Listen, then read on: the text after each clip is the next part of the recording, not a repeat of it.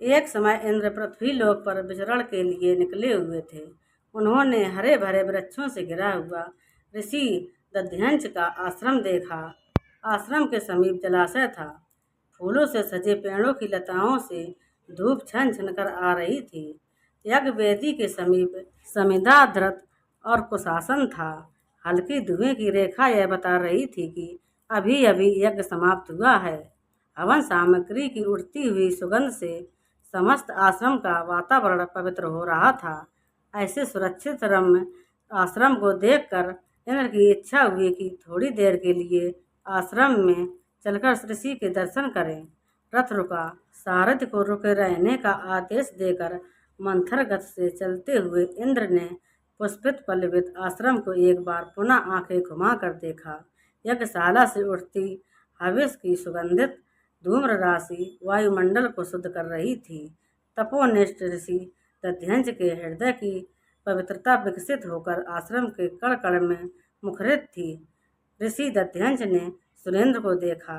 कुशासन छोड़कर वे स्वागत के लिए आगे बढ़े। पुरंदर नमामि। ऋषि ने इंद्र को प्रणाम किया और सादर निवेदन किया। आश्रम में आपका स्वागत है। कृपया पाथ्य अर्ध आसन तथा मधुवर्क ग्रहण कीजिए।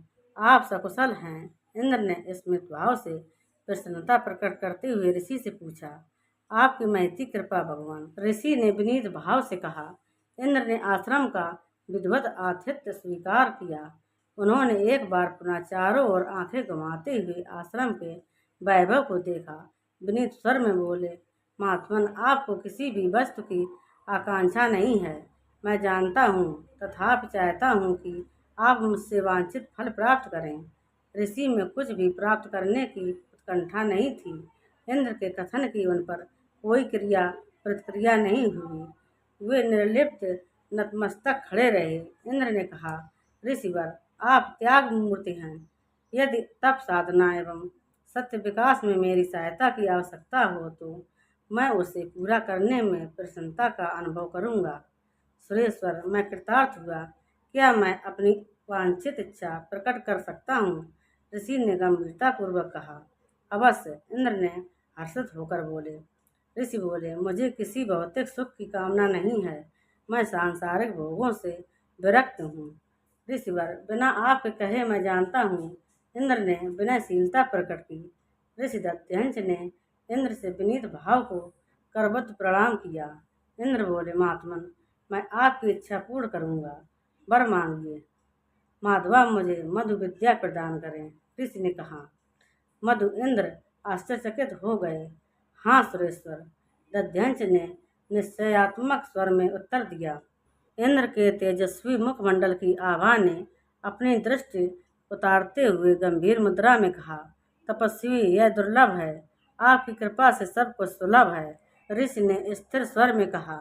इंद्र असमंजस में पड़ गए। वे मधु रहस्य का उद्घाटन करना नहीं चाहते थे। कुछ देर ठहर कर बोले, मैं मधु रहस्य बतला सकता हूँ, किंतु एक शर्त होगी। मुझे स्वीकार है, ऋषि ने दृढ़तापूर्वक कहा। यह सुनकर इंद्र किंग कर्तव्य विमूढ़ ऋषि की ओर देखने लगे।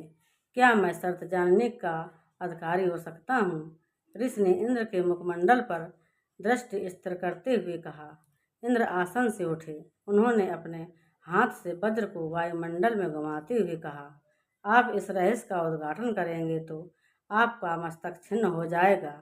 यह सुनकर ऋषि की मुख मुद्रा गंभीर हो गई। उन्होंने दृढ़तापूर्वक कहा, भगवान, मुझे आपकी शर्त स्वीकार है। मैं उसका उल्लंघन नहीं करूँगा। इंद्र ने ऋषि दध्यंच को मधु विद्या का उपदेश दिया। ऋषि उसे सहर्ष ग्रहण कर कृतार्थ हुए। फिर ऋषि ने आज्ञा पाकर इंद्र अपने रथ पर आरूढ़ हो गए। तीनों लोकों में मधु विद्या का रहस्य कोई नहीं जानता था। देव, दानव तथा प्राणी इस रहस्य को जानने के इच्छुक थे। एकमात्र इंद्र ही इस विद्या के ज्ञाता थे, परंतु वे इस विद्या को उद्घटित करना नहीं चाहते थे। दध्यंच ऋषि को इंद्र ने मधु रहस्य बता दिया है। इस बात का पता अश्विनी कुमारों को हो गया। इंद्र और अश्विनी कुमारों में वैमनस्य था। इंद्र के कारण अश्विनी कुमार यज्ञ भागों से बहिष्कृत कर दिए गए थे। वे सोचते थे कि यदि मधु विद्या का रहस्य उन्हें उद्घटित हो जाए तो वे यज्ञों में भाग लेने का अधिकार प्राप्त कर सकेंगे। वे महर्षि दध्यंश के आश्रम की ओर चल पड़े। महर्षि तपस्यारत थे। अश्विनी कुमारों को आश्रम में आया देख उन्होंने उनका पाथ्य अर्ध आसन और मधुपर्क से स्वागत किया। अश्विनी कुमारों, क्या मैं आपके शुभागमन का प्रयोजन जान सकता हूँ? ऋषि ने सादर प्रश्न किया। अश्विनी कुमार बोले, महात्मन, एक विशेष प्रयोजन से हम आपके आश्रम में आए हैं। आपके द्वार ही हमारे प्रयोजन की सिद्धि संभव है। यही हमारी एकमात्र कामना है। अश्विनी कुमारों, अतिथि की कामना पूर्ण करना अतिथेय का परम धर्म है, ऋषि ने शांत स्वर में कहा। निश्चय महात्मन, यही प्राचीन परंपरा है, अश्विनी कुमार प्रसन्नतापूर्वक बोले। कुछ पल तक सन्नाटा रहा। ऋषि ध्यान मग्न हो गए। आपके पास एक गुण है, हम उसके आकांक्षी हैं, ऋषि का ध्यान भंग करते हुए अश्विनी कुमारों ने कहा।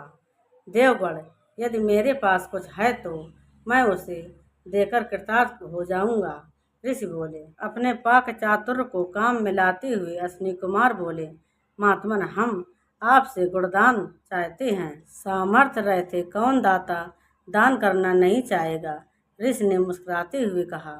आपके पास है, ऋषि कुमारों ने दोहराया। तो अवश्य दूंगा, ऋषि ने सरल भाव से वचन दे दिया। अश्विनी कुमार बोले, महात्मन, मधु रहस्य का उद्घाटन। ऋषि सहसा अस्पृत हो गए। उन्हें यह कल्पना भी नहीं थी कि अश्विनी कुमार इस रहस्य को जानते थे।